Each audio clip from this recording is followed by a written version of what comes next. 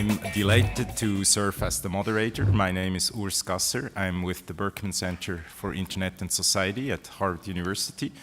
And on behalf of the entire Berkman team, congratulations to EVIR, and thanks for all the wonderful work you've been doing over the past 25 years, and also for bringing us together here and for this really amazing conference.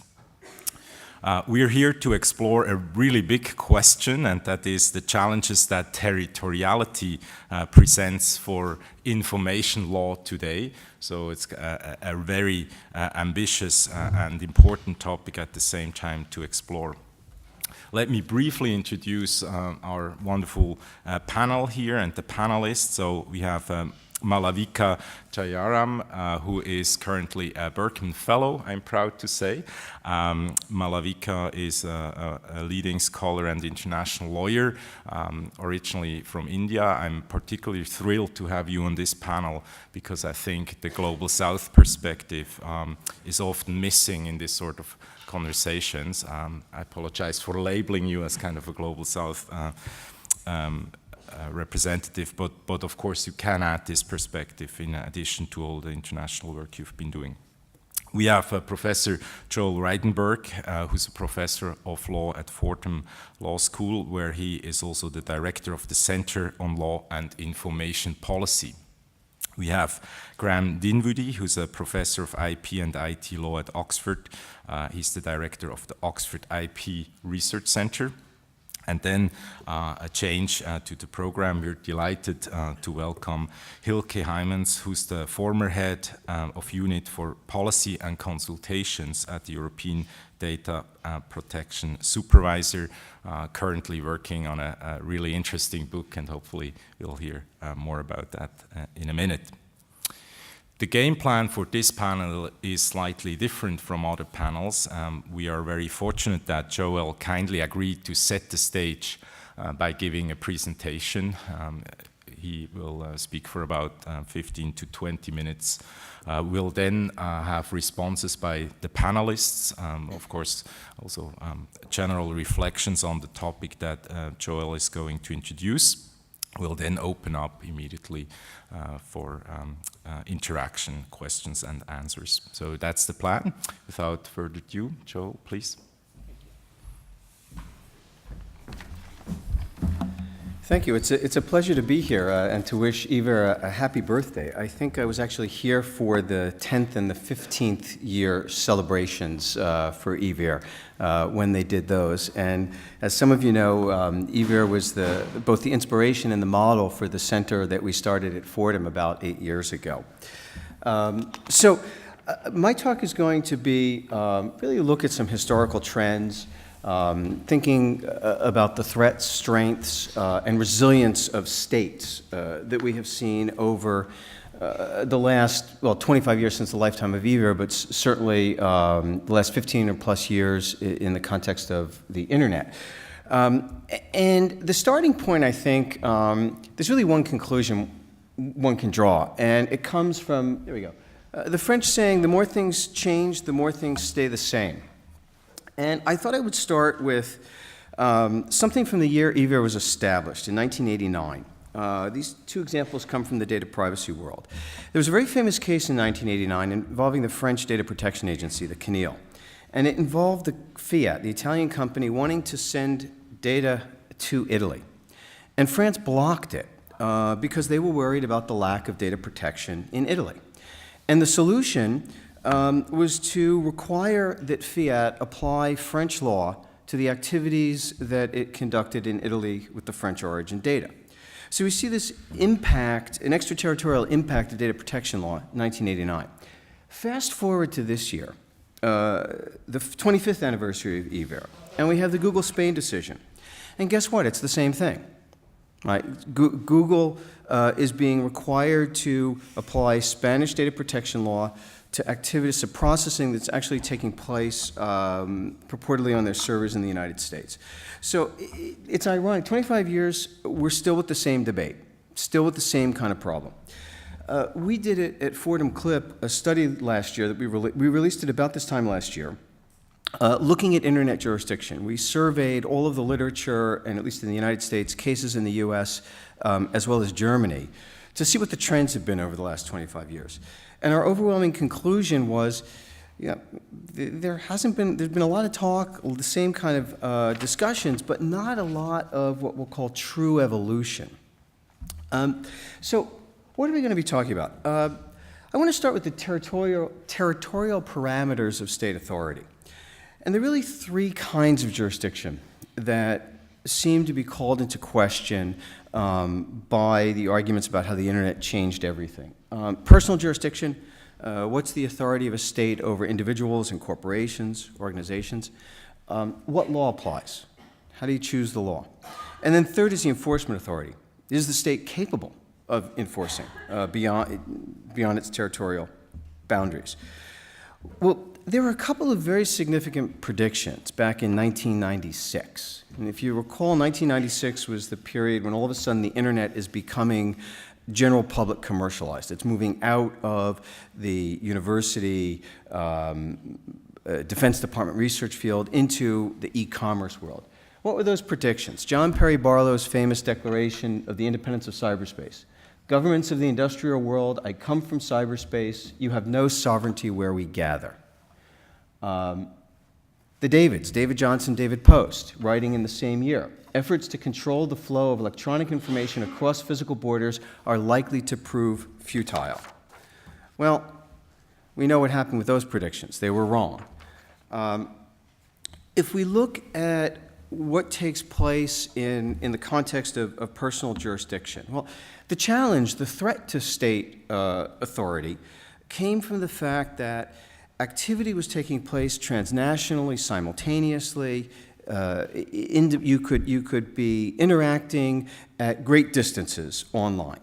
That certainly defied traditional territorial-based notions of personal jurisdiction.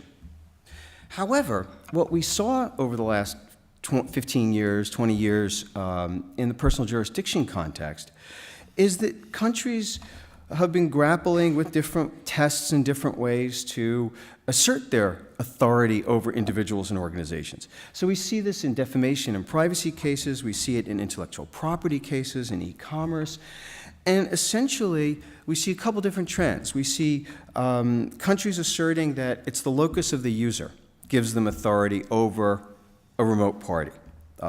We find that in defamation and privacy cases, we see it in e-commerce. The contacts, what are the contacts with the forum state? Doesn't matter where those contacts are initiated from, if there's some kind of contact in the forum state, personal jurisdiction is going to be asserted by a nation state. Targeting, are you targeting someone in the forum state, in the physical territory? All of these things are happening, and the courts and the legal systems are saying, okay, we have personal jurisdiction. Right? We're not going to let the internet supplant the territorial jurisdiction of our state where effectively, electronically, somebody's coming into the place. So we see there was a threat, but states seem to say, okay, we can deal with this. Likewise, with applicable law. Cyberspace did not replace states. We see very powerful actors being subject to state law. Right? That's the Google Spain decision that just came down recently. We've seen an integration of the online and the physical world. So this integration of online and physical gives states much greater claim to applying their local law to activities that would be taking place in cyberspace. And we've seen this in some very famous cases, the assertions of local law. The first really prominent case was the Yahoo case in France in 2000, involving the required filtering for French users of Nazi memorabilia being sold on the Yahoo auction site. We've seen it more recently. If we think about the Google Books case, the settlement in the United States, this is the scanning of basically every book in any library. That settlement agreement affects foreign authors and rights of foreign authors. So it's saying American law, the American legal system has decided the settlement is okay, and that settlement arbitrates rights for foreign authors. So it's an assertion of U.S. law over the accessibility of scanned books online. Our data dragnets. Look at what's happening now in the surveillance context. The United States, and the United States is not alone, other countries are also engaged in electronic surveillance outside their borders. They're essentially saying, look, our laws give us the authority, the permission to do this, and we're going to do it, irrespective of whether or not it may be legal in a foreign jurisdiction. We've seen another set of trends. It's sort of an interesting one. It's not quite applicable law, but I kind of like putting it there. Legal transplants. And if we think about this, how different national laws have, for internet-related activity in a way, have been promulgated around the world. So 1996, the WIPO's Copyright Treaty, the Digital Copyright Treaty. What was it doing? Well, if you think about what was happening, at least in the United States at the time, we were pushing the Digital Millennium Copyright Act, the anti-circumvention provision was part of it. That becomes institutionalized at an international level and then incorporated in domestic law. We've seen the reverse in data protection. The European directive ended up having a tremendous effect pushing data privacy laws in other parts of the world, most notably in South America. South America today has a whole series of data protection laws modeled on the European system, trying to deal with international data flow. So we see this sharing, really, of ideas from national law being incorporated into other countries' laws. So in a sense, it's a strengthening of states' ability to deal with the online environment. When we look at enforcement, the argument at one point was the internet would make state enforcement impossible. And the example that was held up, we saw it, I think yesterday in one of the presentations yesterday, that oil drilling platform in the ocean called Sealand that was supposed to be this totally independent jurisdiction that, sunk, or sort of sunk, I guess. I think that really says what happened to the theory that the internet will destroy state enforcement. Well, we've seen on the internet context trends recently of very powerful assertions of state authority in enforcement in the criminal side. Look at Pirate Bay, indicted in Sweden. Chinese hackers. We had a case in the United States that began about 3-4 weeks ago. The Department of Justice, I don't know what possessed them, but they chose to indict the military unit of the Chinese military unit that was hacking into the United States. They issued indictments. Pure political theater, but the point being they're trying to make some assertion of state authority. Twitter. There are a series of cases involving hate speech on Twitter, where Twitter as an intermediary has been responsible for taking these things down. That's criminal statute in France. WikiLeaks, there are rumors that it's not clear whether there is a sealed indictment for Julian Assange in the United States. But what we see are states are, in fact, asserting their criminal jurisdiction against parties who were acting outside the United States, online. And not just the United States, but many countries are doing this. Assertion of civil penalties. Google in the last year has been fined between France and Spain in the data protection realm over €1 million for the change to their privacy policy that violated European law. eBay in France had apparently a ticket scalping scheme available online, and civil penalties were assessed against them. Tiscali is was an Italian internet service provider, was held civilly responsible for some infringing file sharing that was taking place on its system. So we're seeing states assert civil penalties, or parties being able to claim civil penalties. And then you had the question, well, is online activity truly beyond the reach of states, the ability of states to enforce anything? And I think there are two interesting cases in the United States that suggest the answer to that is no. Two botnets, and the way these botnets have been taken down. Core Flood was about a year ago. Zeus, I think, was this past spring. The United States established basically counter networks for the botnets that infiltrated computers around the world to be able to take down the Core Flood and the Zeus botnets. So we see states essentially using technological tools, in this case the US is using technological tools operating on the internet across borders to enforce the American anti-hacking laws. So there are lots of ways that states now are able to enforce their rights, and in fact in some ways are empowered by technology to do so across borders. So I will then suggest that states are becoming quite resilient. We're seeing states beginning to drive technological architecture decisions.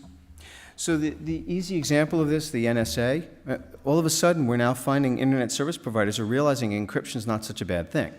Right, so we're seeing changes, we heard a bit about this yesterday too, we're seeing changes in the ecosystem that reflects actions of states. That may be a counterpoint, but it's an indication of an impact. I think there are many now arguing that the US government's surveillance activity underestimated the impact of this architectural change that might be driven by state activity. The Aereo case, just decided by the US Supreme Court. This is about architectural design and intellectual property law. The decisions, the legal decisions are, again, driving architectural choices. We saw content filtering in the EU with Twitter. The Twitter decision drives content filtering. Think back to the Yahoo decision. It drove geolocation filtering. We see the technology-based enforcement can operate on foreign territory. This is the data dragnet, distributed denial of service attacks to take down, or domain name takedowns, botnet takedowns. Right? States have these tools available to them to assert authority in the online world. And then the last point that I'll make is also these technology-based enforcement mechanisms in a way can insulate local territory from activity online. So this is the IP filtering. Enables a state to essentially reassert some borders. The news story of the last 24 hours dealing with purported Google censorship, as The Guardian put it, in the context of the European right to be forgotten. They've pointed out, okay, if you're looking for these 6 stories out of the how many billions are on Google, if you're looking for these 6 stories and you do the search, you won't see it if you're doing your search in the UK, but you will see it if you're doing the search on .com in the United States. Right? Well, that's this technology-based enforcement that enables Google to satisfy, or purportedly satisfy, the EU rule without having to worry about what would be happening in other jurisdictions. So I'll turn now to some of the resolution of these conflicts between the assertions that the internet is going to make it much harder for states, threaten states, versus states are reasserting themselves and in some way strengthening their power. These kinds of conflicts are at the core political conflicts and conflicts over power relationships. I think that becomes very important because the initial solutions that we've seen, I'll call them expedient solutions that are unstable. So this would be the safe harbor, the EU-US safe harbor for data privacy. It's a very expedient solution that whatever, if they come to some accommodation soon, it will be inherently unstable over time because it's not resolving the true political conflict between the different territorial sovereign areas and between the informational power relationships that are at stake between the consumers and the American companies. We're going to see technology tools becoming key instruments in these conflict, in the resolution of conflicts. But at the end of the day, I don't think we'll ever see any kind of enduring solutions unless we're looking at treaties, unless we go a treaty route. Because treaties are the historical solution we use in so many areas of the law where the conflict is inherently political. And we can think of it in the WIPO context for intellectual property. We've used treaties, the Hague Conventions, a whole series of conventions in private international law, double taxation. I mean, we look at so many other areas of the law where you have sovereign, clearly sovereign interests. They address political questions for different countries. And the resolutions, I think, are inherently going to be political, which is, as I said, traditionally treaties. The technologies, I think, will move us in that direction. I think some of these technological tools will accelerate and accentuate the difficulties of expedient solutions like safe harbor. And it will be a very interesting next 25 years for IVER to see what happens, because certainly in the first 25 years, all those early predictions we saw proved not to be true. Thank you.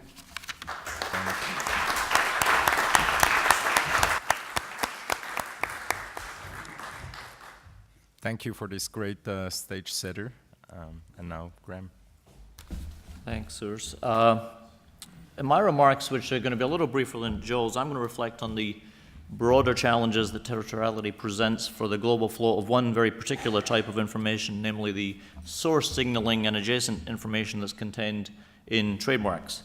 Trademarks, of course, are very important for the development and expansion of cross-border commerce, but in the online context, they have also become crucial in functional terms to navigate web pages and, more controversially, in optimizing the supply of advertising and other information to internet users.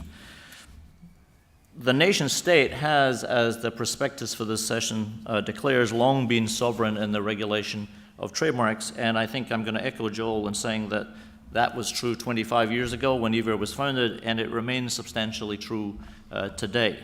The formal default position in law, at least, has moved far less dramatically, far less rapidly than changes in social uses and commercial understandings of marks has done, which might be another way of saying that the gap between the formal legal reality, the formal legal position of territoriality and social reality, which is much more fluid, has grown over the 25 years of IVER. However, we have seen a couple of developments that I'm going to try and highlight briefly in my remarks. Let me just outline them first and then say a little bit more about each of them. First, there has been doctrinal adaptation by courts that reflects an attempt to deal with that gap between legal formalism and social reality. And I'll talk a little bit about the principal adaptations. Secondly, at least in Europe, we have seen some formal demotion of the nation state, and that is in the context of the CTM, though I'm going to suggest some caution about the ability to universalize that particular mechanism. And third, the policies of large private actors are, as a practical matter, becoming much more important to the enforcement of trademarks, and the reach of those policies of the private actors are going to be far less congruent with the nation state than formal legal regimes. Now, some of these phenomena I'm going to talk are not unique to trademark law. In fact, I'd state the general proposition that maybe Joel will agree with, that in fact information regulation these days is generally characterized by an excess of authority, but it's an excess of shared authority to both to prescribe and to adjudicate. That is to say, there are more countries with some claim to prescribe, but very few countries with an exclusive claim to regulate or prescribe or adjudicate. In the trademark context, we've seen courts struggling, I think largely successfully over the long term, with that tension by adaptation of doctrines. So you have seen on the whole, with the exception of very early rulings, quite restrained readings of where use of a mark has occurred online, such that online activity of itself neither confers rights globally nor amounts to potentially infringing conduct in every single place.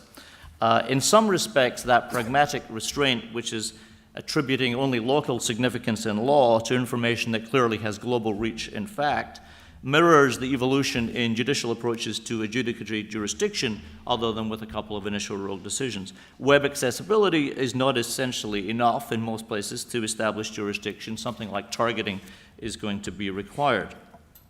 That, I think, is the general proposition. But with that said, I think there are a couple of cases in the Court of Justice in the last couple of years. The most notable one I would identify as Wintersteiger, which has offered a very liberal approach to jurisdiction in trademark cases under Article 5.3 of the Brussels regulation.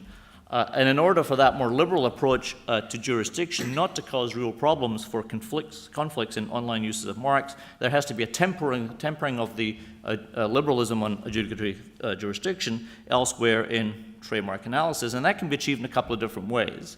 First of all, by requiring more demonstration of local use for infringement, notwithstanding that adjudicatory jurisdiction exists, something like targeting. Or it could be by recognizing that there is sufficient cross-border activity that local use is found to occur, but because of the spillover effects to other countries, something short of a full prohibitory injunctive relief is mandated. And the US courts have followed that last strategy, even before the advent of the full commercial use of the internet in the Sterling Drug and Bayer case. But it's really in the online context that call for restraint is most required, and the two strategies I mentioned, namely some restraint in the way you interpret where use occurs and some innovation in remedies, are in fact the two strategies that are heart of the WIPO Standing Committee resolution on the meaning of use of marks on the internet. And following, I think, those two basic principles that are in that resolution is really important, lest the continuing grounding of legal rights in nation states interferes with the ability of mark owners to move from bricks and mortar to online commerce.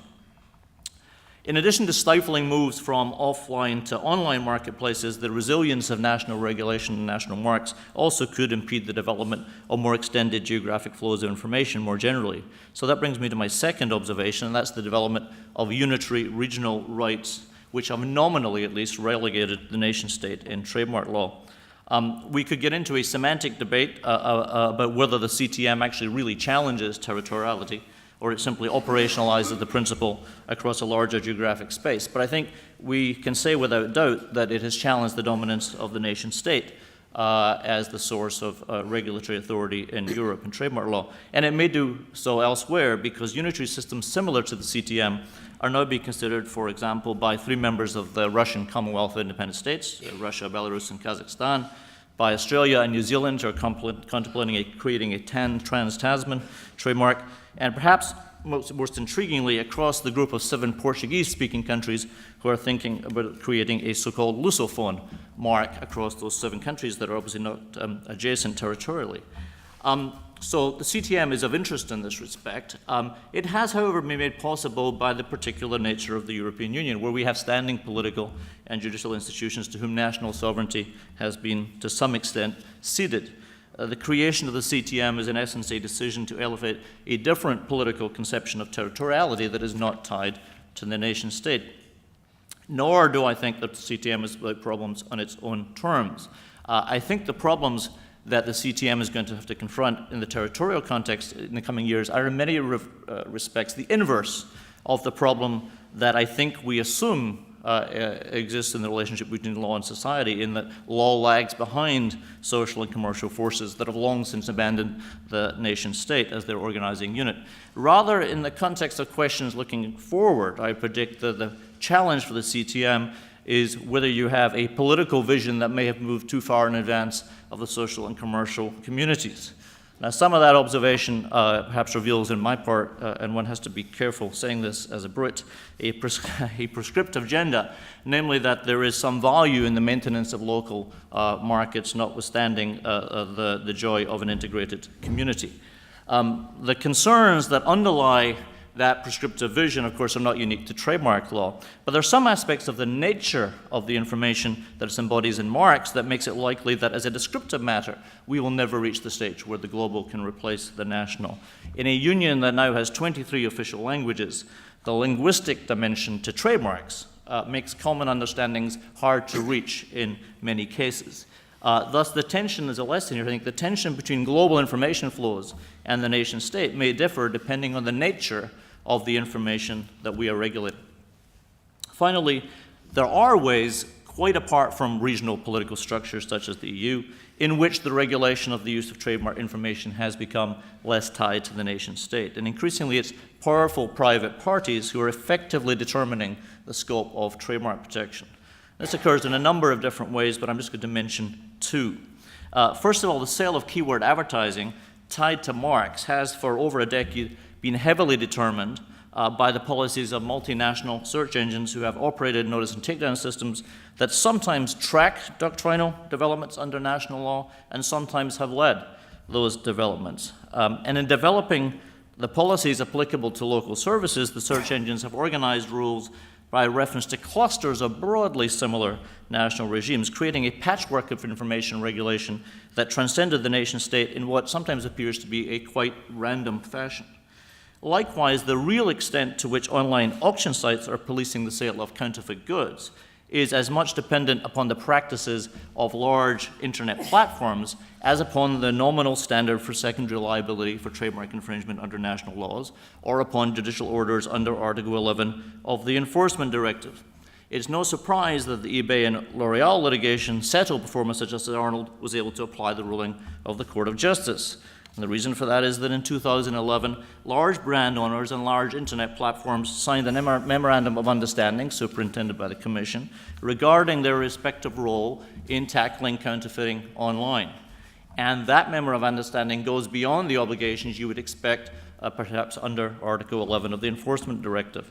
This may now be the vehicle by which, in fact, the European Union seeks to universalize its position on the question of counterfeiting. It was in 2013 the Commission inquired whether the global players who were among the signatories would be ready to apply the MOU beyond the EU in Japan and the United States, and they got a positive response. There is clearly an appetite for voluntary agreements rather than, and here I may disagree with Joe, rather than a treaty as the form of moving ahead and moving trademark law beyond the regulation of the nation state. Thank you.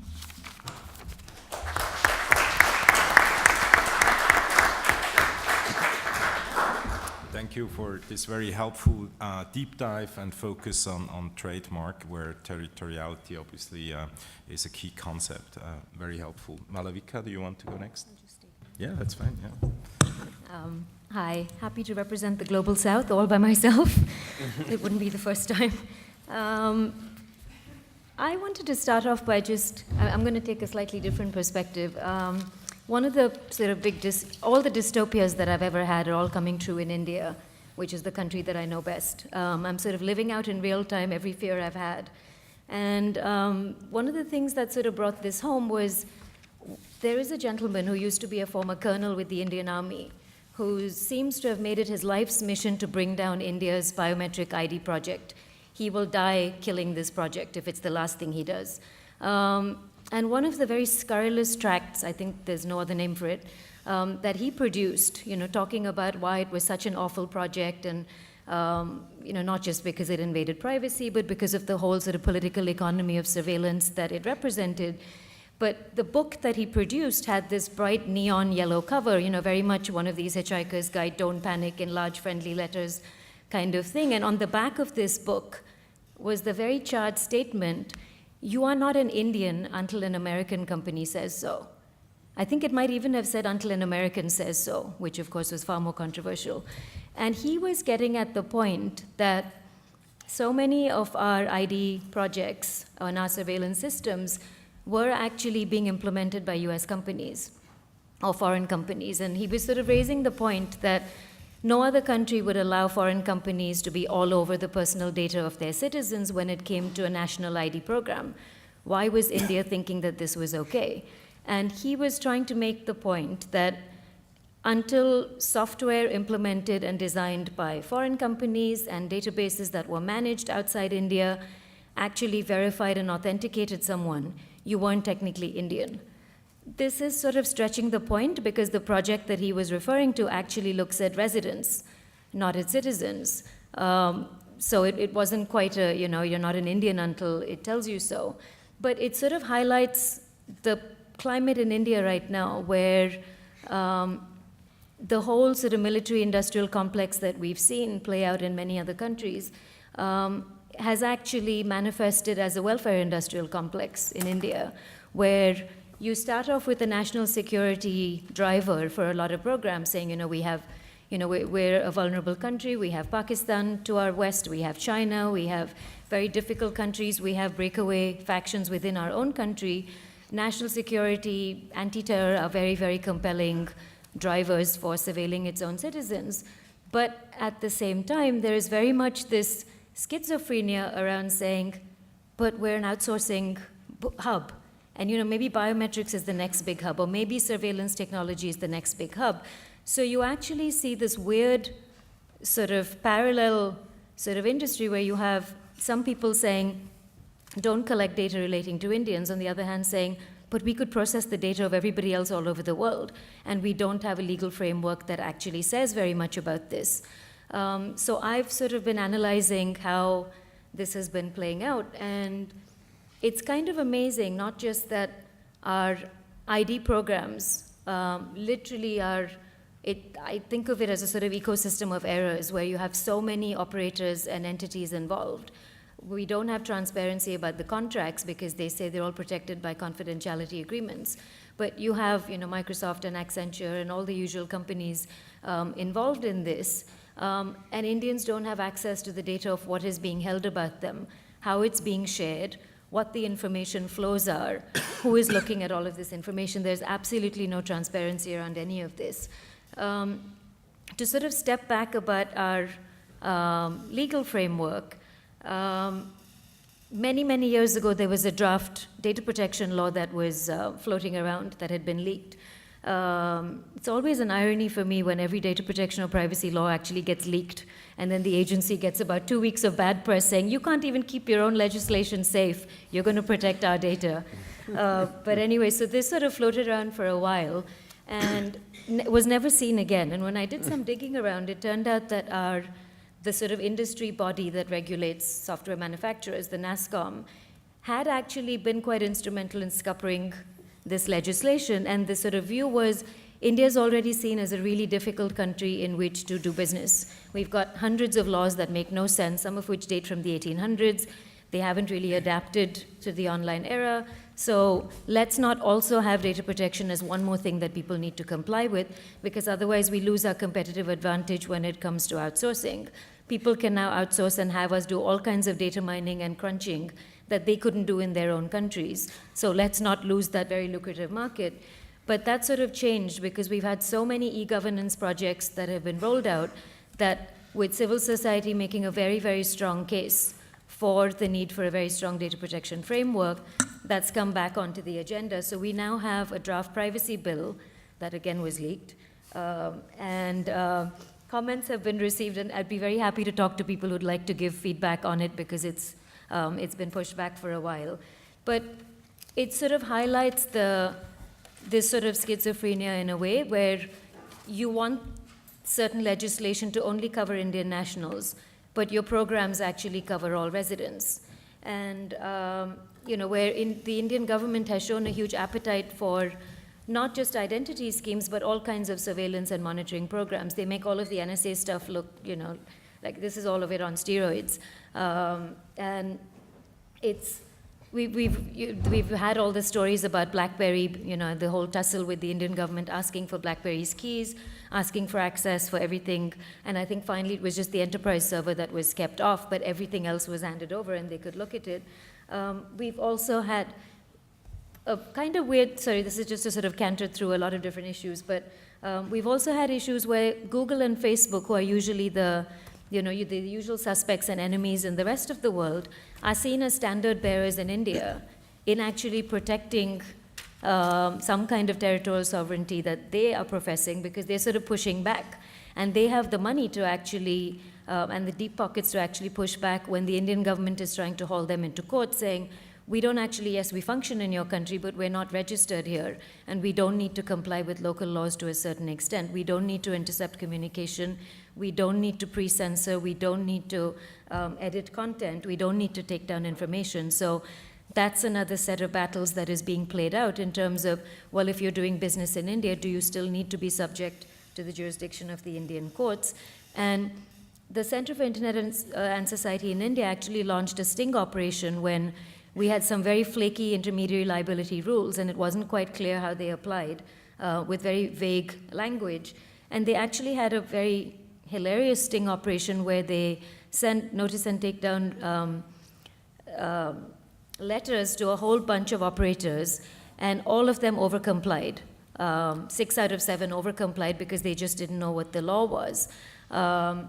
And this is also sort of one of the few cases where the only people who pushed back were the foreign companies doing business in India, because they had a more global frame in which to operate. They said, we're not going to do something different in India than what we do everywhere else, and we're not going to change our practices.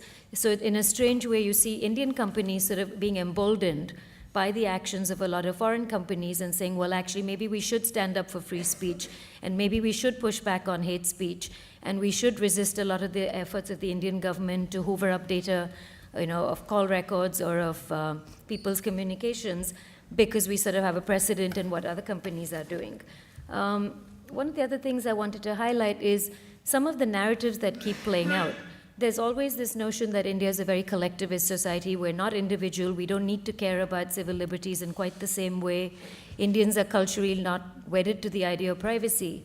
And even a study that was launched, which is about the only one that has actually queried about 11,000 people and interviewed them about their attitudes to privacy in India. Even this study in the second sentence starts off about how India is a collectivist society, and it makes all these normative claims which sort of undermine the rest of the results about how people think. So I think that's an area where we're seeing a lot of battles between very xenophobic and very inward-facing arguments about how India should regulate its own people and keep things within its own borders, how data should be constructed, what the platforms are, how the architecture works, but at the same time wanting to leverage its very well-known software industry and say, maybe we can provide all these tools, maybe we can export technologies of control and surveillance, maybe we can export all of these identity projects.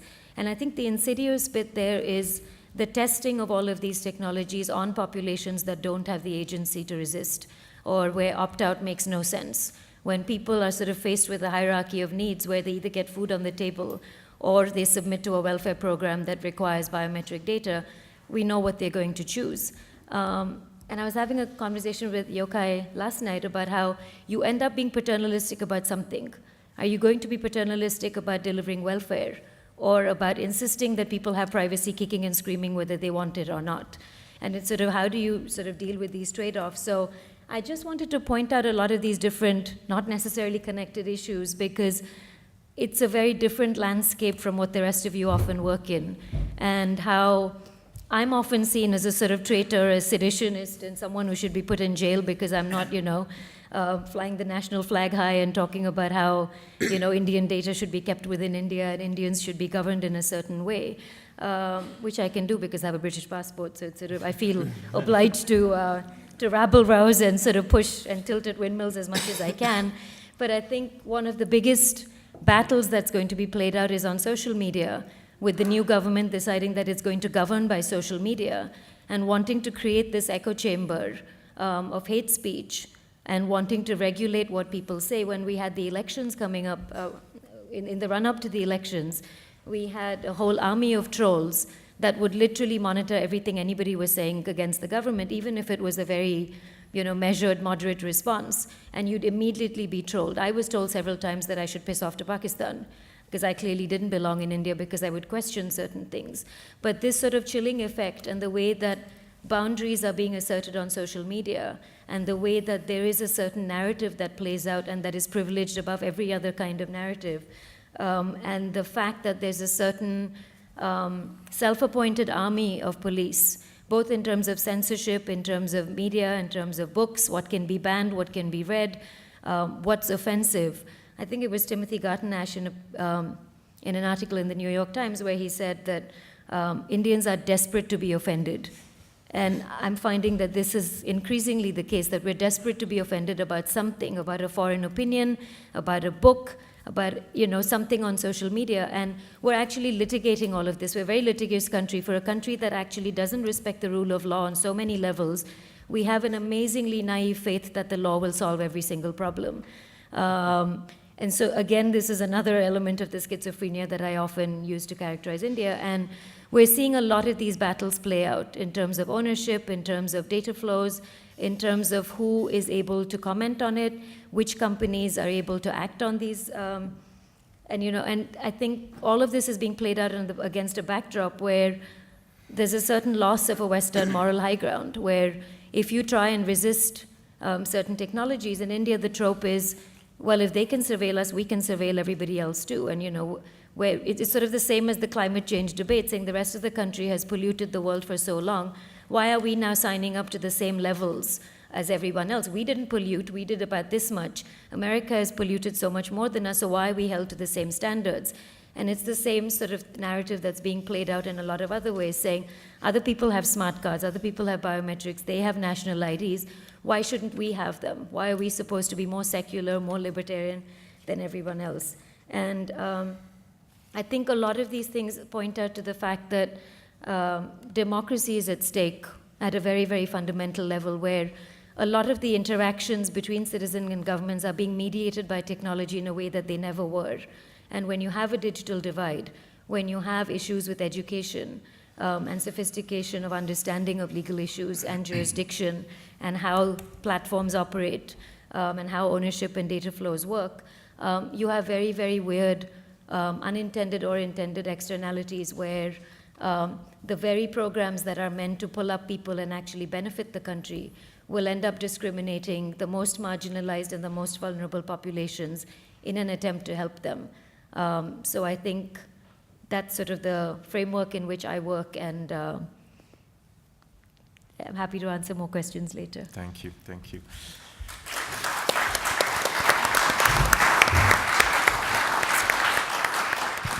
Welcome, please. Thank you. What to say more after this talk, which emphasizes what I wanted to say, that fundamental rights protection is something which is important, which is crucial, which is the thing which we should always keep in mind when we talk about internet societies. That's what will be my angle. I understand quite well that I want to talk about vulnerable groups, etc., but it's all behind what I had in mind. Specifically, privacy data protection, that's my angle, that's also my field of knowledge. My statement is that nation states, and I regard the EU as a nation state in this context as well, have as their task to protect constitutional values and fundamental rights. Also on the internet, we see why that's needed. The example of India is clear. But they lost control for different reasons. We all know the reasons why this happened. Internet developed with little state intervention, the global nature of internet, the era evolving of big data. Governments as a nature are lagging behind because they're not inventing the technology, they're just following it. There's an inequality between states. We also saw that. The US is to a big extent in the lead of what happens in the internet for different reasons. Main companies are based in the United States, and also when we talk about security, the NSA is something is on our mind all the time when we talk about these issues. There's a lack of transparency on the internet and of what global internet players are doing. Surveillance takes place also outside of jurisdictions.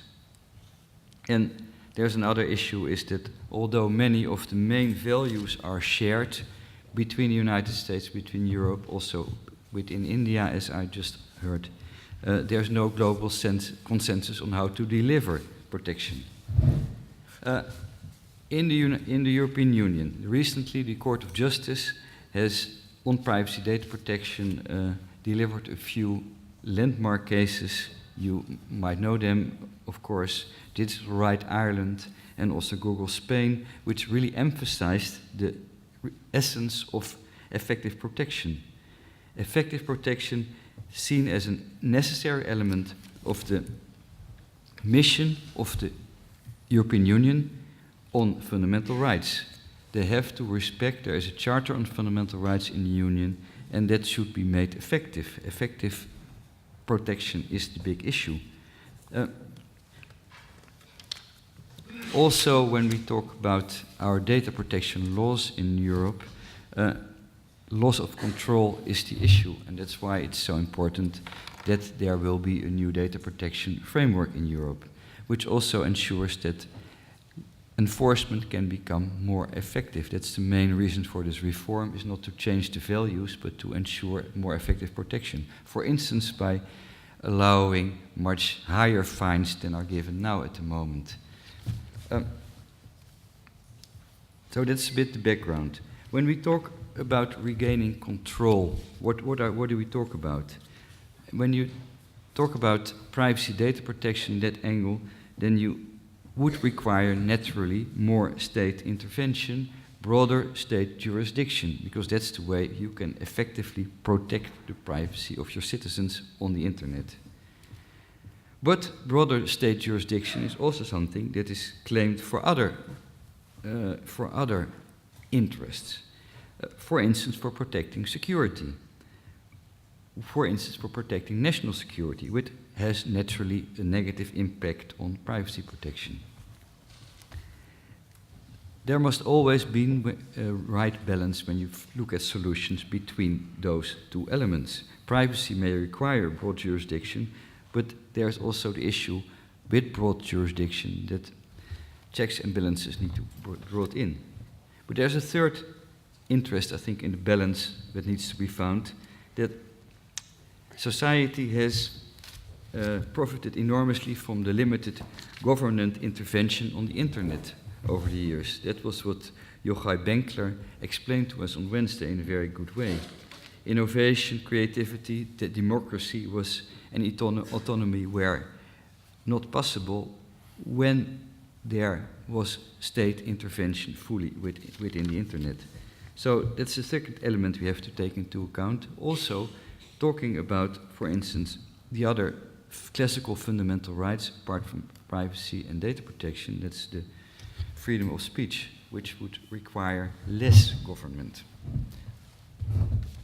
And the examples Malavika gave were clear on that, even on what you could say. So we should take all these elements into account and ensure that there is enough possibilities to effectively ensure fundamental rights, but having to take into account that we cannot just change the whole nature of internet and just regulate it as if it was a part of the state. So that's where we are, and that makes it also difficult. When you talk then about what solutions are possible, I would say there's one main line of solutions, which is what a state can do itself, or what the European Union could do itself, namely internal actions. Different types of regulation, for instance. Smart regulation is the term for it quite often in the EU. When you think, for instance, about multi-stakeholder solutions where governments work together closely with the private sector, possibly leading to self-regulation, co-regulation. Of course, the question is, when you talk about fundamental rights protection, to what extent that is possible and governments are allowed to work together with the private sector, but that's a thing apart from that. The second line could be what we call accountability. That's the big buzzword in data protection world. Result-oriented legislation, which gives addressees of the law an enormous amount of freedom to choose the means, but in the end they are compliant, they are responsible to comply with the values underlying the law. Transparency is the main issue of this. A company must be transparent, and that makes it in order to be accountable. Of course, that's not so easy, but the idea of accountability is the second big line. And the third big line, I think, is to strengthen the role of independent regulators. That's also an area with data protection, which is one of the main lines, to ensure that they can cooperate much more, which is an issue within the European Union, but also cooperate outside the European Union. So to strengthen the role of regulators could be another line forward. Of course, the other possibility for a state or for the union is to widen the jurisdiction, to get for a wide extraterritorial application of the law. Ensure that companies that are active on the internet and whose activities affect European citizens or residents fall within the scope of the European law, of the national law. And when you talk about wide jurisdictions, one, of course, is that look at the nationality of affected individuals as a factor that gives jurisdiction. There's much to say about it. It's also mentioned by Joel, I think also in earlier publications.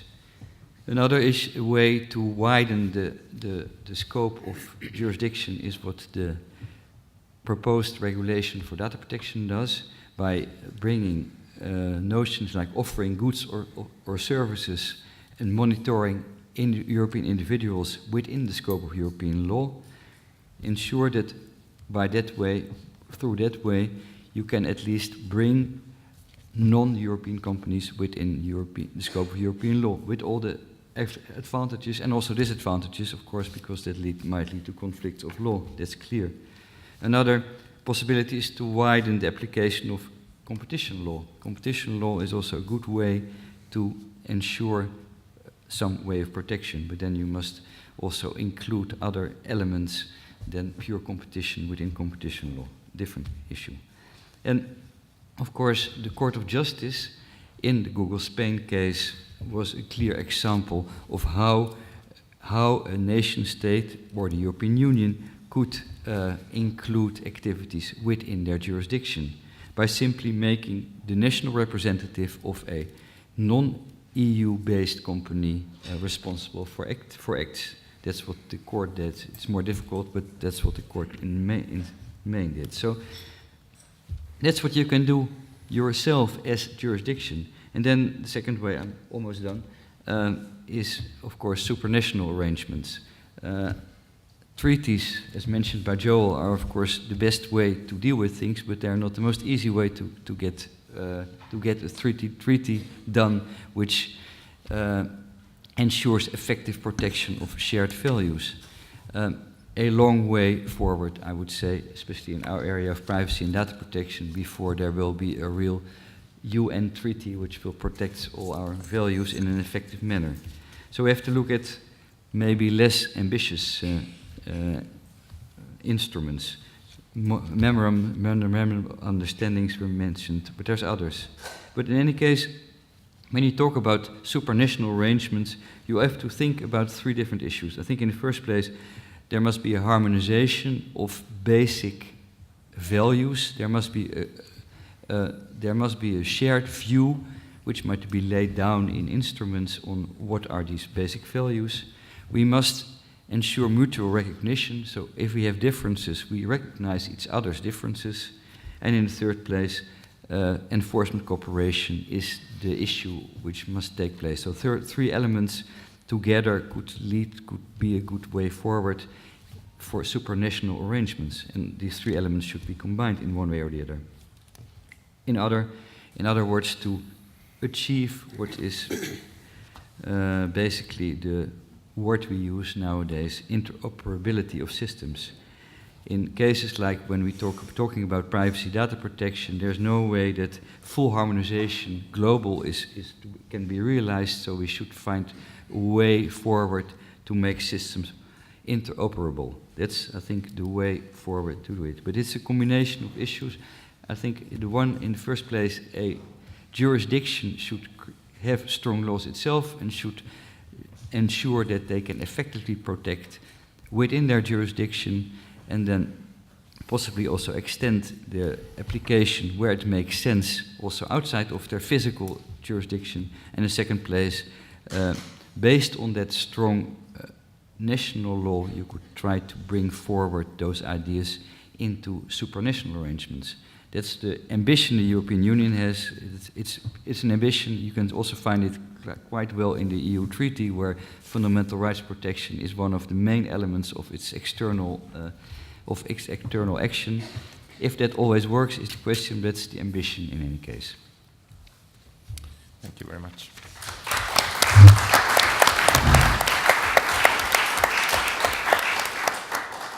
Thank you to all the panelists. I hope you agree with me. This is a fascinating setup here in terms of positions and narratives and issues that have been identified. So one of the things I really love about EVIR is that EVIR is, of course, a place to reflect on on the question what is actually structurally changing as we move from an analog to a digital environment.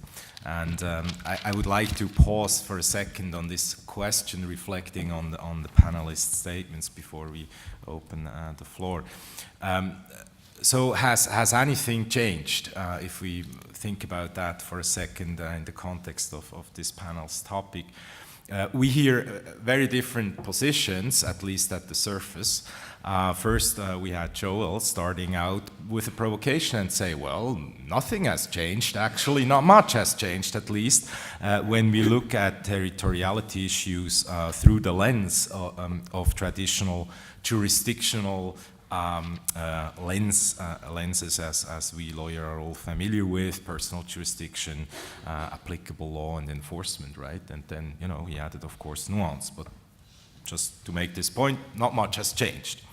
Then we had Graeme coming in and saying, well, you know, maybe, but what has changed are the commercial and social practices. And what we see, so his key point is, some sort of a gap between formal law and practice.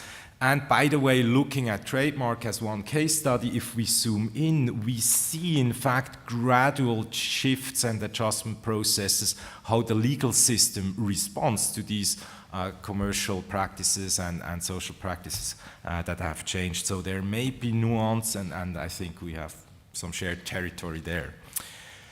The story got more complicated as we move forward with Malavika's input, suggesting, well, in addition to the phenomenological change we see as commercial and social practices, let's look at one state, let's look at one government, and understand the struggle a government has, and the lawmaker has ultimately, and the policymaker, in managing its own jurisdiction by, for instance, determining the reach of a law vis-à-vis a changing political economy, and vis-à-vis a globalized digital economy, and vis-à-vis very different geopolitical interests that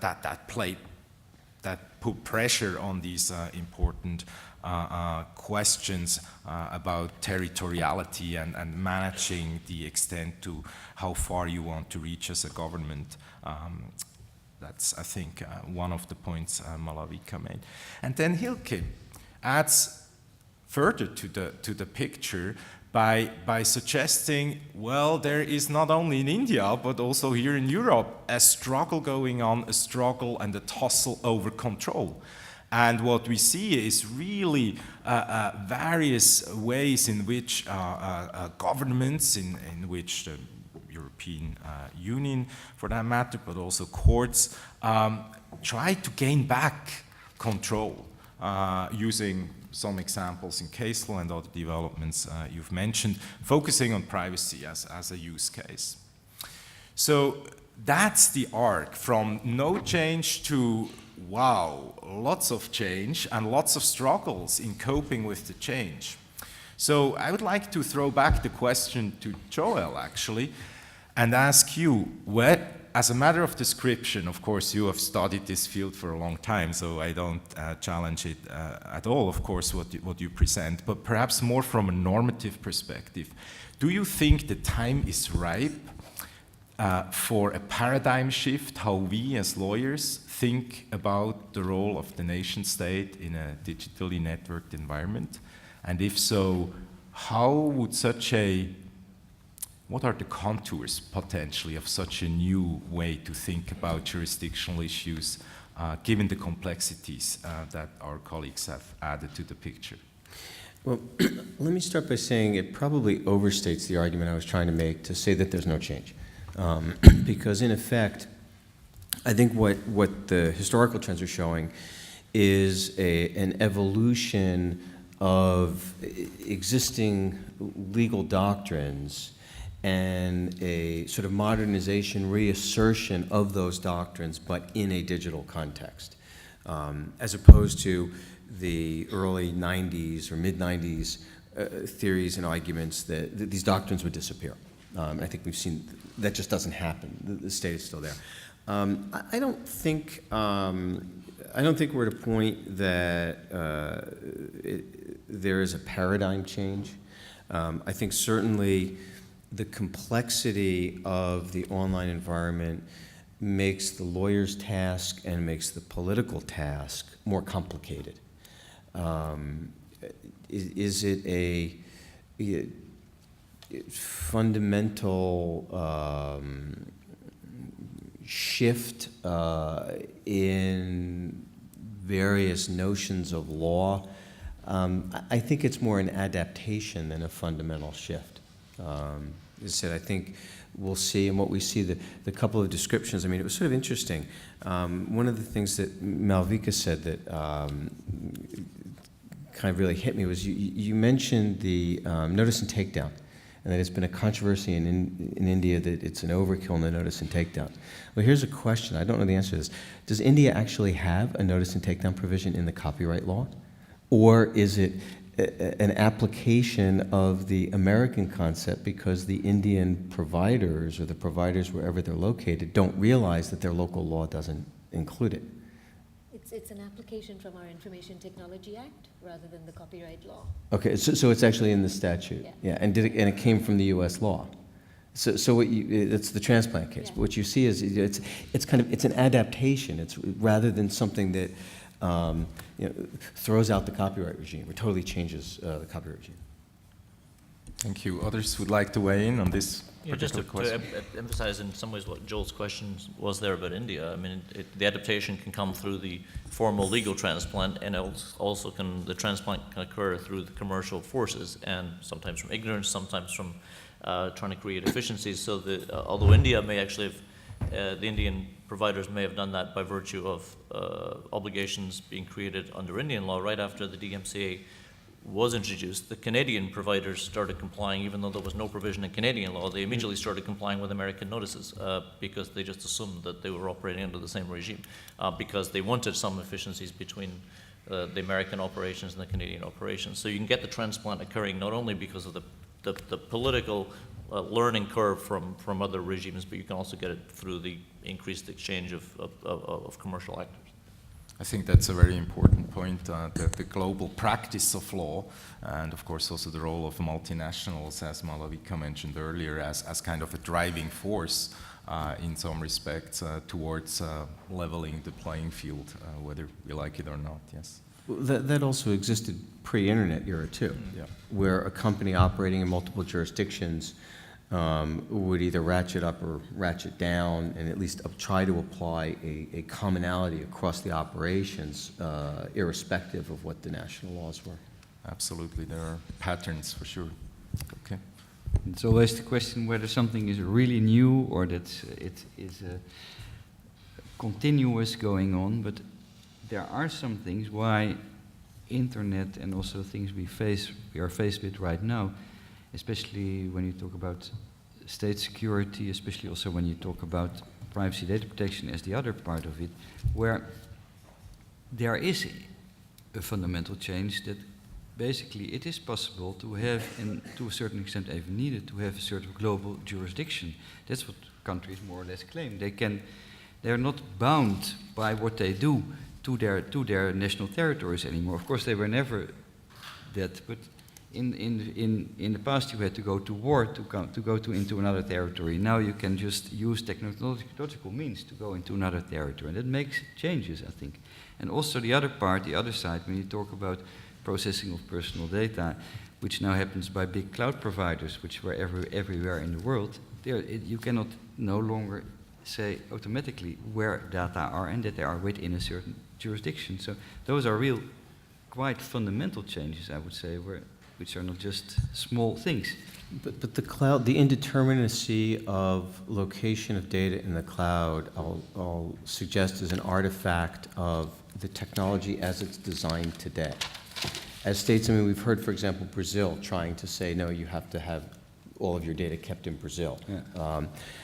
What we see in the next 5 or 6 years, the technology, that architecture may change completely. So I think I don't think we should think of it as an immutable technological description. But you do make a point that I think probably modifies a little bit about what I said before in terms of paradigm shift. There is one area where I think we do see a significant change, and that's the toolkit. In that states now have technological tools that they can use. Companies have technological tools that they can use. And that's something that affects the policy instruments and how policy instruments are used. And I think that's something, as you point out, Helke, that you don't need to physically send soldiers across a border anymore. You can use technological tools to have an equivalent effect. Thank you. Malavika, do you want to add to the discussion, or shall we open up for questions? Happy to open it up. All right. So, wow, that's great. Here we go. Lots of questions. Where is the mic? We need a mic runner. Let's start in the front and work backwards, yeah. Thank you. Richard Arnold. I want to suggest that there has been a change over the last 25 years, and that is an increase in extraterritoriality. Of course, extraterritoriality existed 25 years ago, but surely we've seen a rise in it over the last 25 years. And just to give an example that I was reading about a little earlier this week, it's the US's FATCA Act. I don't remember what the acronym stands for, but it's a taxation act, which, as I understand it, requires global compliance by financial services operators to provide the US Inland Revenue with information about US citizens' assets and revenues wherever they may be located throughout the world. And this is a fairly extreme example of extraterritoriality on the part of the US, although we've seen other examples as well. Now, my question, which is primarily for Joel, but I'd like comment from anybody else on the panel who has anything to say on it, is this. Where does this lead us to in terms of conflict of laws in the real sense of conflict? Because the more extraterritoriality there is in laws of this kind, the more there is not merely the scope for conflict between these legal regimes, but the actuality of conflict. And how are these conflicts going to be resolved? So I guess a quick response to your first assertion, which is the increase in extraterritoriality. I don't think that, yes, there's an internet effect, but I think it is also equally driven by a greater integration of global economy. The example you gave, FATCA, has nothing to do with the internet. Right? The other example I can think of back in the 90s was the application of EU competition policy and US antitrust policy extraterritorially. So we have a long history of that happening.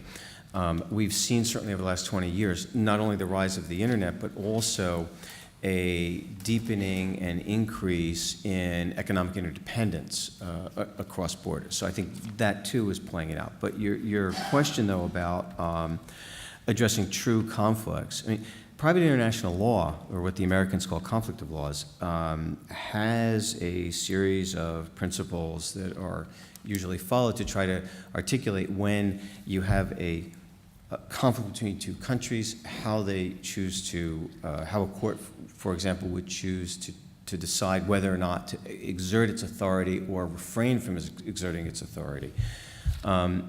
In some of the areas where this keeps clashing, we've seen treaties. We see it, for example, in discovery. The Hague Convention, it turns out to be hugely important. We've seen it in international enforcement cooperation treaties, and I think that one of the attributes of the internet will be to increase true conflicts because it is coupled with the deepening of economic integration. And I think the only way that going forward at some point we will have to be focusing in on various kinds of treaty resolutions for different types of conflicts, like data privacy in particular. Graeme, is that something you want to jump just in the particular context of intellectual property, I think you're entirely right. There's greater extraterritoriality, not because I think there's a conscious effort to become more extrusion of laws, but just because of the levels of integration, partly because of the internet, but partly because of global trade and any other number of developments. And where the changes that I think this will force, it it does impel countries towards treaties, but for a variety of reasons in the political economy and the intellectual property area, the chance of a lot of treaties is resolving these, I think, are actually pretty slim at the moment. And the trend that the changes that I think we'll see are within the context of private international law, as Joel mentioned. I think you can see much greater emphasis on recognition and enforcement principles than we've really given much attention to in the last few years, because it will become increasingly important to be able to accommodate two countries with legitimate claims to regulate a single set of facts. And that increasingly is going to require courts to find a solution that is not A or B, but a little bit somewhere between A and B. And that happens in a number of ways. One of the ways that is in some degree of restraint in the scope of the orders that are first granted when you have authority to assert jurisdiction. And I think in the other context which is going to occur in a more dialogic way is where courts in recognizing and enforcing states actually ask questions about whether the alternative claim to prescribe of the rendering court is sufficiently strong that even though they might have decided something differently, they will defer. And of course, that is an entirely, in a small c, small l common law process, because we don't have, outside the European Union, we don't have an international system on recognition, enforcement, or judgments that would provide the vehicle for that. I mean, and when we tried to do so in The Hague in 2001, that all fell apart, and I don't think it's coming in a treaty form anytime soon. So I think it's going to be developed by courts exercising discretion and recognition of enforcement of judgments, and I think that's where a lot of the action is going to be. And there aren't really an awful lot of decisions. So in Europe, we don't get a lot of it because we have Brussels that says automatic within our own context. You can find the Canadian Supreme Court maybe 7 or 8 years ago in the Pro-Swing case basically consciously saying we have to really think again about the extent to which we actually recognize and enforce injunctive relief granted by American courts. And so I think that's one of the shifts that you're going to see happen because of the increased conflicts that you mentioned come out of extraterritoriality. Very interesting. Thank you. Cornelia? Cornelia Kutter from Microsoft. We are obviously in the midst of these issues, and as many of you know, we are currently challenging a US court decision that requires us to hand over data that is stored in Ireland. And that sort of is, in fact, as you say, there is reactions to those situations that are coming. So if I just put this aside at a moment, what I was missing a little bit in the discussion is what are potential solutions. I want to point out to two developments that happened over the last couple of years in that space. The one is the obvious Budapest Convention international framework that actually allows cross-border data access, at the same time harmonizes criminal law in order to have what Heike was saying, this level of confidence. In recent times it has become very tense. In particular, Russia is absolutely trying not to ratify the Budapest Convention precisely for that reason, has just today or yesterday adopted a law that requires data to be stored in Russia, data localization law. And this, and Brazil was mentioned, but Brazil didn't apply the data localization, but on the other side applied extra-jurisdictional reach, which then will create conflict of law again. On the other side, I want to mention something which we shouldn't forget. What happens sometimes as well is that public debate actually changes facts, and the cloud strategy of the European Union tried to overcome data localization requirements and suggested in one of the papers the following. They wanted to apply the enhanced procedure, which is a new procedure for some member states of the European Union to be able to integrate further than the rest of the 28 member states, and wanted to apply this new procedure in the treaty for 3 sectors: health, law enforcement, and finance, in order to enable cloud in these areas to actually reach full potential, meaning that it can be stored, and those countries would then get rid of their data localization requirements. But that obviously means for those countries that do not have the data in country to be able to reach the country, hence, for example, in the finance sector, to be able to have controls of their authorities. It's actually not only specific to law enforcement, it applies really to any authority that needs access to data. So in this cloud is a paradigm shift in terms of the balance of sovereign states. Those who have the data in their country suddenly are those who are the sovereign states, and those who have no data localization, where data storage is not in their country, have sort of a disadvantage. So it would be interesting to think more about what is required to have this balance between different states again, and not so much being focused on what the companies do or don't, because they react to those forces. There has been some thoughts about specific status, diplomatic status to data storage, or enhanced procedures like that one. This enhanced procedure BTV was then in the public debate totally misguided by some companies who thought they get a competitive advantage out of it. It was described as the Schengen data, and everybody got scared that this would be a fortress of Europe. But the true sense of the proposal was actually precisely the opposite. So I'd like to hear some reactions to this. Thank you, Cornelia. Who would like to take that ball? You okay? Yeah, I can say maybe some general things on conflicts of law. I think that's where we ended before. There's a big difference between countries who have the data or who don't have the data. That's what we have seen in the NSA affair, where in the end, in the new data protection regulation, the European Parliament included an amendment which tried to stop the automatism that companies give access to third country authorities, and that could only be done under certain strong conditions. That's one way to deal with it, but it's a limited way to deal with conflicts of law. We also saw it in very simple ways. I remember when I started in data protection, we still do, we talked about PNR, where the United States asked from European airlines to send them certain information which they were not allowed to send under EU law. So that's one part. The other thing about data location, etc.,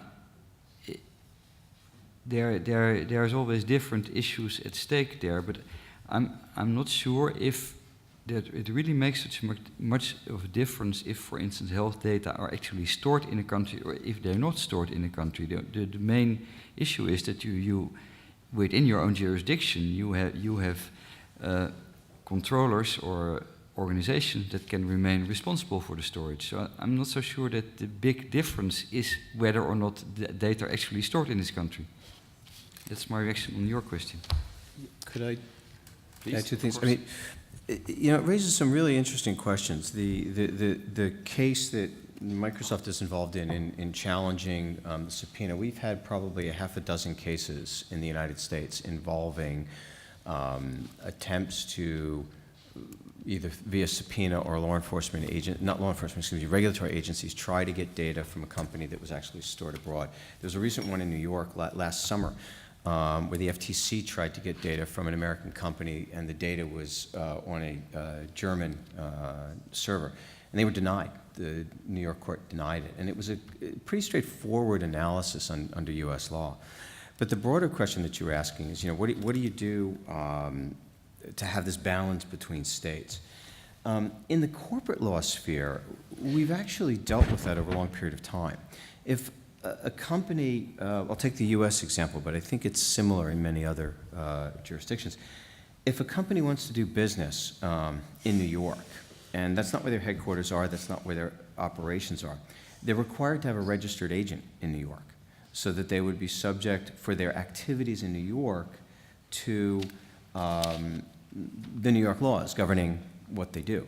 It doesn't mean, by having a registered agent, it doesn't mean that what they do in their foreign, meaning outside of New York, their foreign activities are automatically then brought under the jurisdiction of New York. But it does mean for the activities related to New York, there is a presence there. And we may evolve to a world where we have something similar to that in the online context. So just one possible thought. Thank you. Where's the mic? Yeah, you have the mic, okay. Thank you. Michiel Roen, University of Leiden. We are actually discussing the nation state, but I'm a strong believer in that the power of nation states come from the citizens, and citizens, of course, now have other options. Actually, if you consider Dr. Lessig's statement that code is law, citizens can code, so citizens can make law themselves. And especially in the developing countries, especially India is a very good example, where the tech community is actually growing and developing faster than government rule. Those could be the nests where the hideouts are being built for citizens if they do not accept the course their nation state is taking. And that could be either way. If a nation state goes to better protection, those countries could be where the development of antidotes to that could be developed. But also if the states give away the protections of their citizens, citizen protection mechanisms can be construed actually by anyone. But the BRICS are at this moment a very good example of where it is actually taking place. So how should nation states account for this possibility? Should they actually give it free rein? Should they could they collide? Or should they concur? What are the thoughts on how nation states should deal with their own citizens, making their own law? Thank you. Hacking the nation state, Malavika. Couple of things. I think on the hacking side, we're seeing a lot of that with the ID projects, for example, sort of giving light to this whole claim that biometrics are infallible. People have gone and registered more than once. They've registered with pictures of their dogs and cats. There's a very famous one of someone who's registered with a picture of coriander and given completely spurious information as a sort of complete piss take of how useless the whole procedure is. And the hilarious thing is so this guy's gone and registered saying, his first name is coriander, his last name is biryani, which is a rice dish. His date of birth is sometime in the 1800s. The village he was born in is Raw Mango Village. He has this picture of a coriander and his mobile phone. And when this came out in the press, the local MP said, well, clearly it's someone making a very political comment about how useless the procedure for gathering data is and how it's being shared. But at least this man has managed to get an ID. The rest of us have been waiting for 7 months and we haven't seen one. So it's the whole thing is a complete mess. But in terms of hacking it as well, we've seen lots of examples. For example,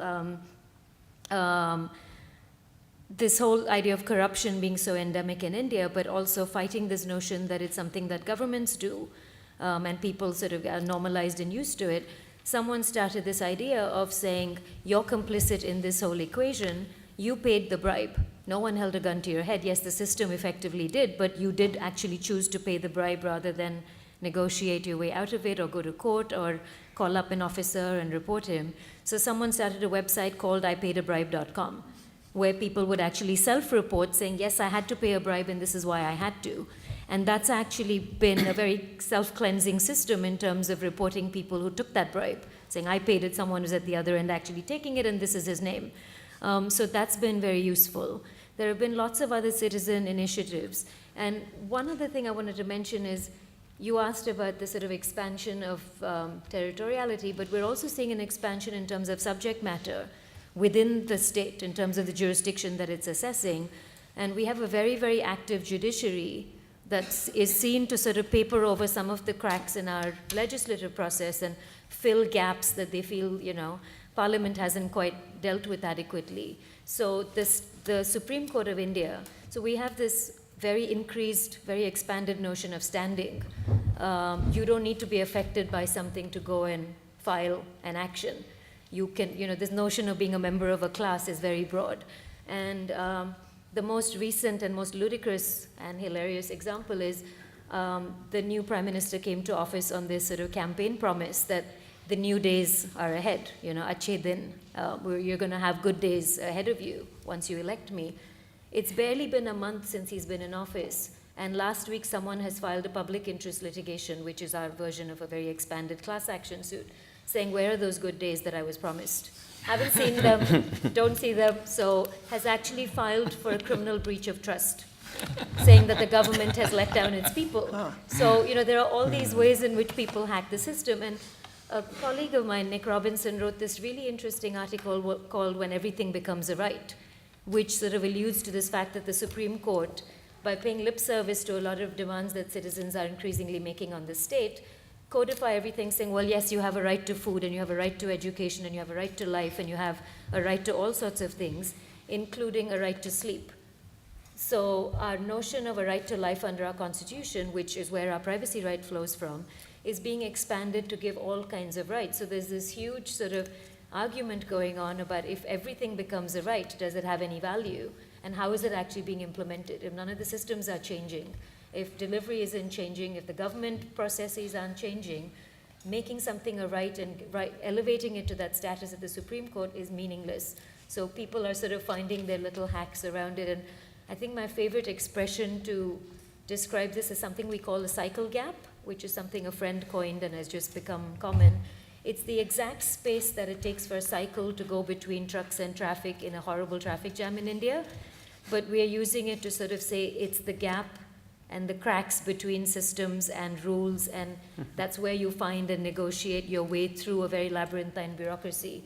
So the cycle gap has become sort of totemic and emblematic of your ways to hack the system and sort of power to the people and stick it to the man. So cycle gap. If you take nothing else away from this panel, you have cycle gap. Sure. Yeah, so I want to come back to sort of how you initially framed it. I mean, if you go back to the whole Lex Informatica notion, that the technology sets the rules, and the technologists, the coders, then become the lawmakers or the rule makers. It's really raising the issue of what is the governance legitimacy. And I think it is inevitable that nation states will push back on coding activity that is perceived to be threatening the nation state. Whether that's a good thing or a bad thing, I worry about the tyranny of coders. Coming from a occasionally democratic country like the United States, coming from the United States, where we have, unless we are going to take the position that we do not have a democratic government in the United States, and that's a whole different, bigger, deeper problem, and I'm not going to go there, to allow or to believe that coders who are unelected, not accountable necessarily to the broader public, would have exclusive rulemaking authority is something that in a democracy should be extremely worrying. You said almost everything, Joel, that I was going to say there, which is you expressed the power of the citizen in very sort of Jeffersonian, very empowering, libertarian ways. But there's a tyranny that may come with that, and we've heard over the 2 days the breakdown of public-private. And one of the things that you might see happening, not only for realist sense of power and the maintenance of the nation state, but purely as a prescriptive matter might be appropriate, is to apply to private activity a series of metrics that we would normally only apply to public authorities on transparency, on accountability in a number of ways, that if in fact private actors become lawmakers, then they will be held to a series of other systemic structural responsibilities that thus far we ordinarily only apply to states, and you see that even in digital decision making. So Martin talked yesterday about the telecable decision, the general trend within European Union law to sort of push fundamental norms into the private system, private actors' responsibilities as much as public, and I think that's a trend that you might actually see happening more broadly as a result of exactly the developments that you're talking about. Where is the microphone? Dinant Oosterman, I want to make one addition. As in the internet area, the domain name system is basically governed by, especially in relationship to trademarks, governed by WIPO and National Arbitration Forum mediation. And about 2,000 decisions come out of WIPO every year, 20,000 I think over the last couple of years. The question then is, Hilke mentioned some extent codes of conduct. Codes of conduct are very often governed by mediation. The EU also sets in for mediation.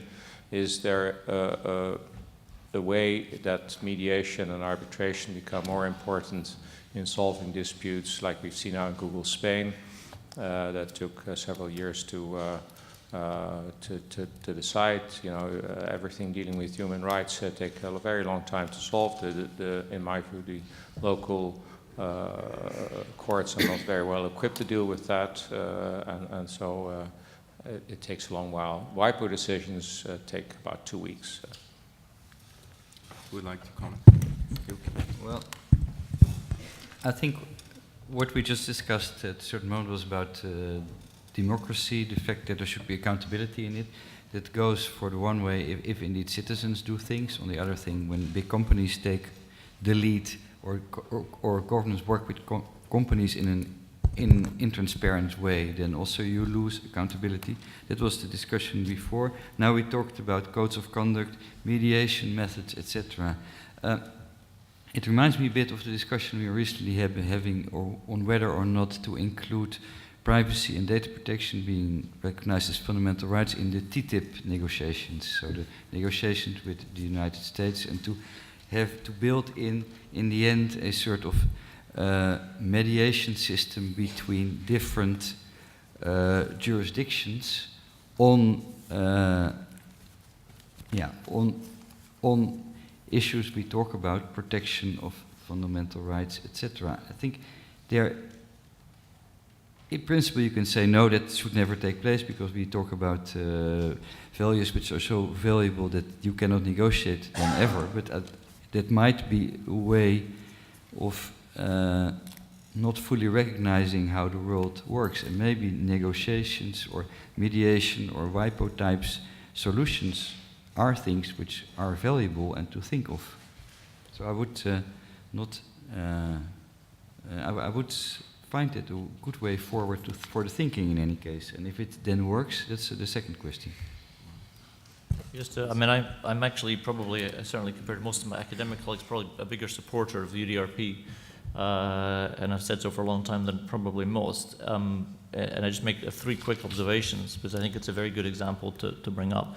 One is that in fact the UDRP is a Kalakis example, which history of arbitration allows, where in fact panelists have managed to find that when you have a couple of countries with an interest, the applicable rule might be something that lies between one country and another, because the choice of law rule in the UDRP actually allows them, like most arbitrators, to create a sort of lex mercatoria, where the rule may actually be an international rule that doesn't comply with one country's norm as opposed to another. And that's notwithstanding that the UDRP sets out the basic elements of the claim. And therefore I think it's a very interesting example of reconciling differences that we might think about further application. Second point about that UDRP, which is interesting, it has an interesting governance mechanism in terms of the checks and balances between the national and the international system, because you rightly say there's been a large number of cases, but these cases are all technically non-binding in that they are, in fact, the percentage is very, very high, 99 point whatever percent. You can get on one website and find every one where there's been a national appeal. But nominally, at least, there is a check in the national system, and there are cases in the United States, for example, where there has been effectively an overturning of the arbitrator's decision by a de novo decision applying national law rather than international UDRP. And one of the reasons I think, though I know this might be a minority view, at least in the United States, for why that has happened is that actually I think they largely get many of them right. And the reason they largely get many of them right is that the scope of the UDRP is consciously limited not, for example, to all trademark disputes, but actually a very narrow slice of trademark disputes on which there was substantial consensus that had violated the international norm that's in 10 bis at Paris. And I think what that shows you is there may be a slice of activity that you can actually do within a soft law international sense, according to a sub-transcendental norm, and you push to the national systems under the regular conflict of private international law, the more contested battles. So I think UDRP is a really interesting case study for a number of some of the questions that we're confronted. There's another interesting angle with the UDRP that I think raises sort of a normative issue on how you structure a mediation or arbitration system that's going to be fair. And that goes back, I don't know what the recent statistics are, but if you go back to the origins of the UDRP, there were a variety of arbitral organizations. And I actually served as an arbitrator for a company called eResolution that was set up through some professors at the University of Montreal. And I think it lasted about 2 or 3 years before it folded, and it had to fold because plaintiffs would no longer come. The plaintiff gets to choose which of the arbitral tribunals they appear before. So not surprisingly, plaintiffs gravitated to those tribunals that routinely ruled in favor of the plaintiffs. And those tribunals in the early years that had mixed outcomes for plaintiffs saw their caseload disappear. So it's sort of the structural issue. How do you set something like that up in a way that will be fair to all users of the system? Very interesting. So we have to move towards the back of the room. Joris wanted to get into play. Joris van Hoboken at NYU. So I think we're kind of, like, it came up a number of times, and especially also because of Hilke's contribution, but it's like the whole subject of the panel seems to me to beg the question about the European project. You know, and I think it's a little easy to say, okay, like European project, let's talk about Europe as a nation state for the topic of this panel, because I think there's just so many interesting tensions there. Just like to give a few examples, no? I think there's a realization that there are many issues in the relation of the nation state to global information flow and the regulation that European countries are not at all comfortable to have Europe regulate these kind of issues. And you see that at the moment on the way the data retention decision from the European Court of Justice is being received in various member states. And I think you can also see it to some extent in the Google Spain ruling. So, and what I find particularly interesting, and that really comes, that comes out also in Hilke's contribution, is that Europe is asserting a lot of this regulatory power that they see with respect to global information flows as deriving from the fundamental right protection framework. And I think this is a very interesting, interesting dynamic. So basically what I think we're maybe also missing out on is a little bit of debate between Graeme and Hilke on what this European project means, because I just have a little intuition that maybe there's something more to say about that, you know, and I don't think that I would like to hear your perspectives of like what does Europe mean for this? Like, what does it contribute, and what can't it contribute, and how do you see that going forward? My nationality is the one of the Netherlands, and as you all know or might not know, this country has become a little bit Eurosceptic over the last years, but in a different way than another country in Europe is.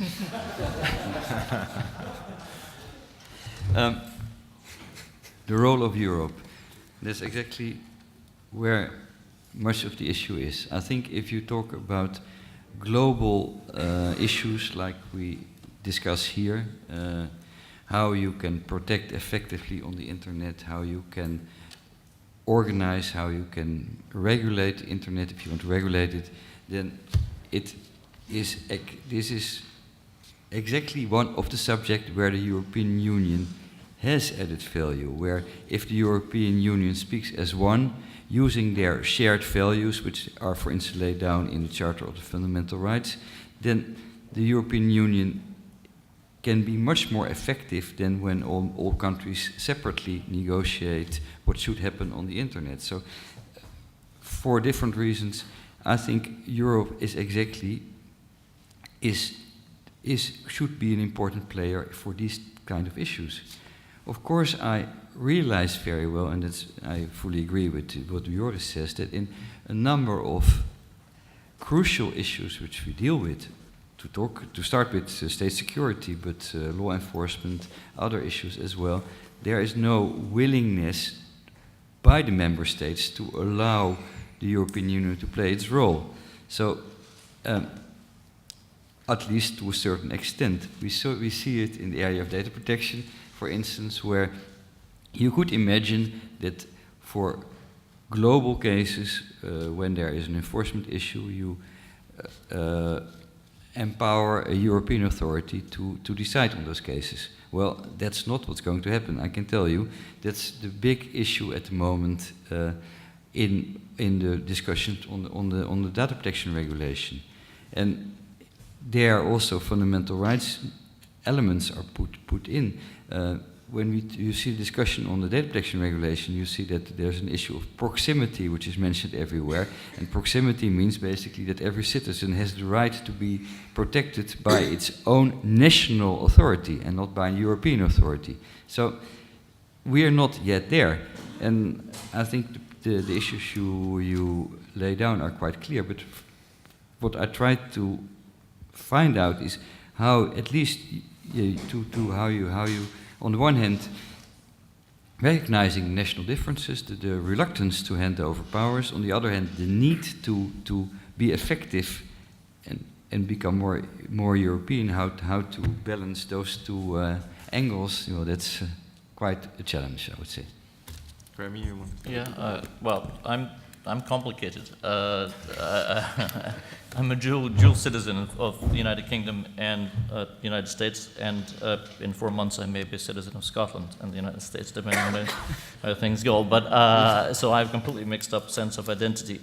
I'd flip a little bit Hilke's point, which is, I'm a great believer in the European project, and I think when one understands why the European communities was formed, it has, by any measure, been a huge success, given the political and economic objectives that lay behind it. But I think it is still, and this is particularly important as the Union goes from 6 countries to 28 to 35, or whatever it will become, is that uniformity that is premised a little bit on a single political state, I think, disappears to some extent. It was actually much more plausible in 1957, and in that context, it's actually much more important to give a little bit more legal weight to the political value of subsidiarity, which I don't think has been given, and therefore I would flip it and say that I'd like to see the European Union allow member states to play more of what you would expect to be their role within a federal system, which is what I think essentially we have. So I may have a slightly different emphasis, with no less commitment, and I really mean this, to the European project, because I just think, as a prescriptive matter, it might be desirable that we still have some difference within Europe.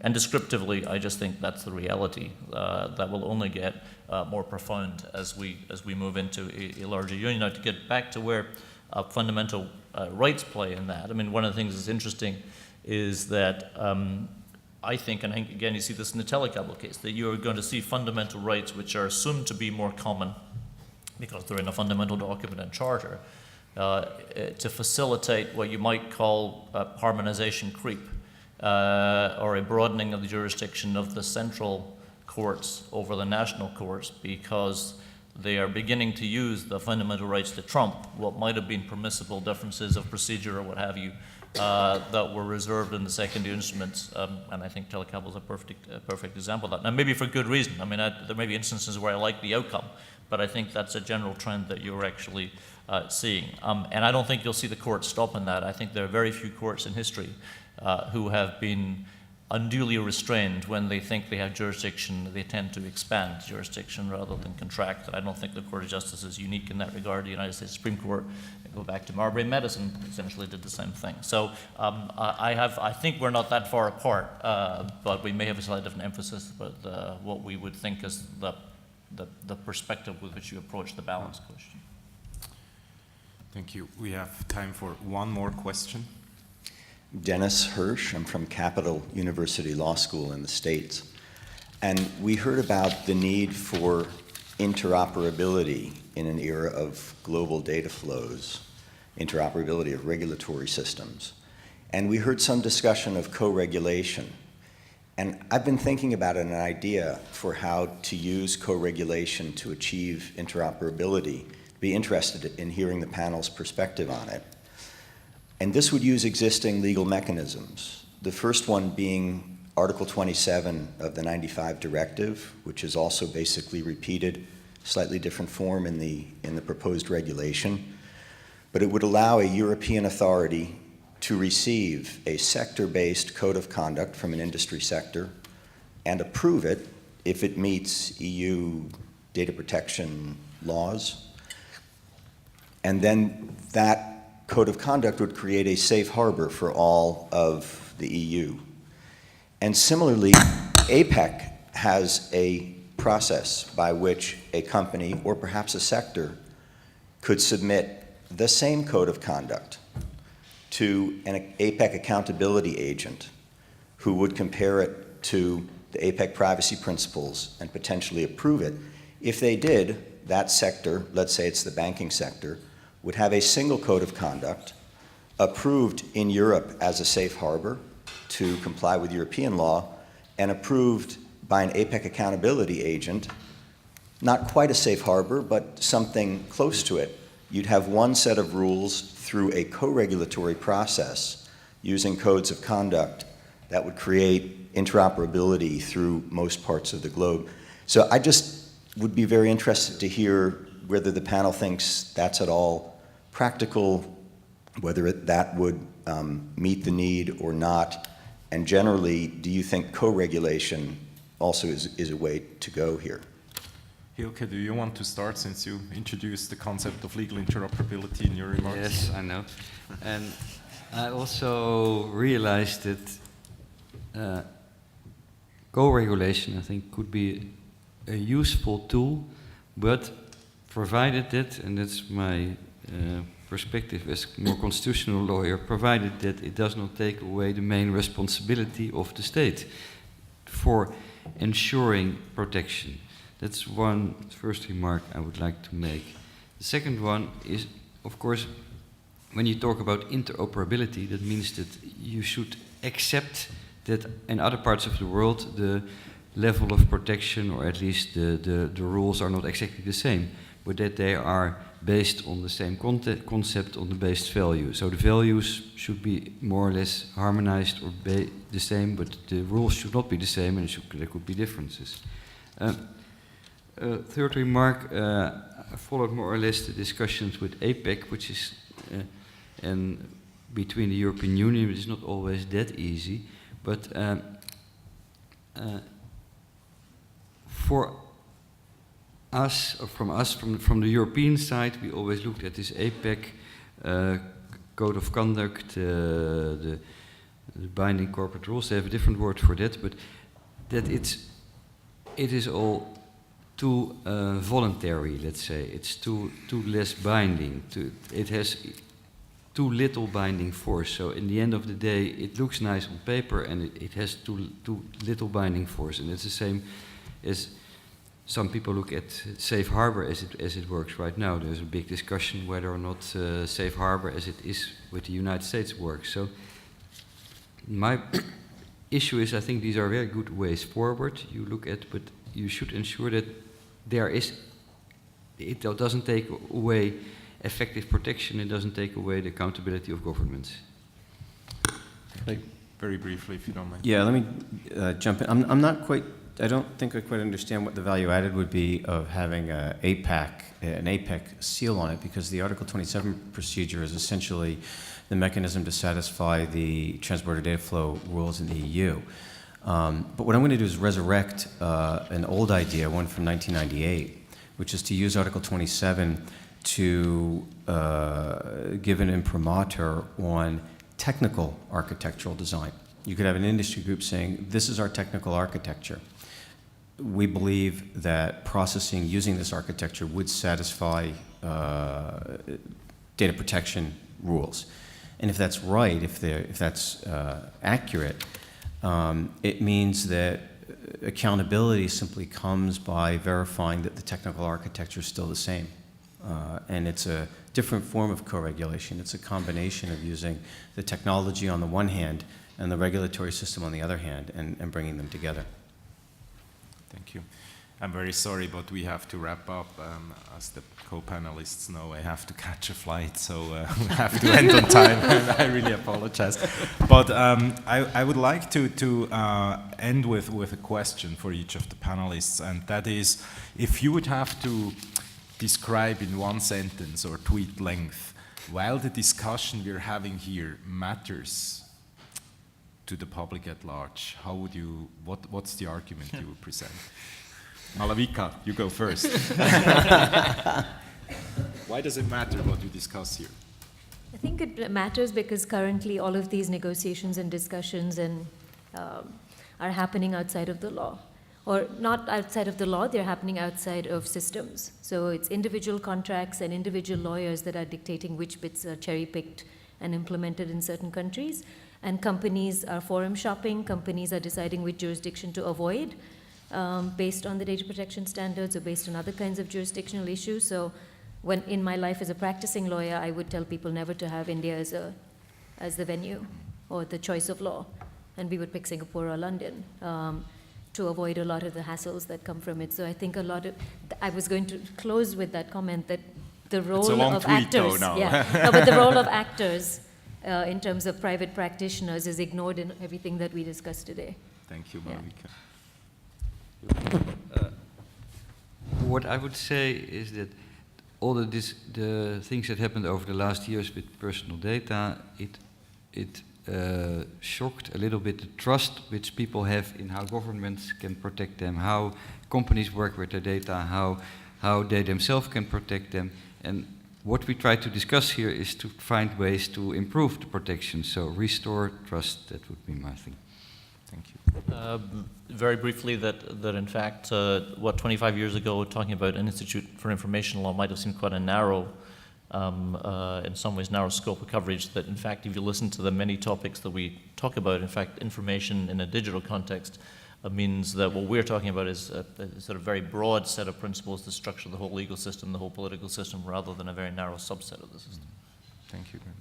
So my takeaway is that governance and information flows are intrinsically linked, and they directly affect individuals' daily lives.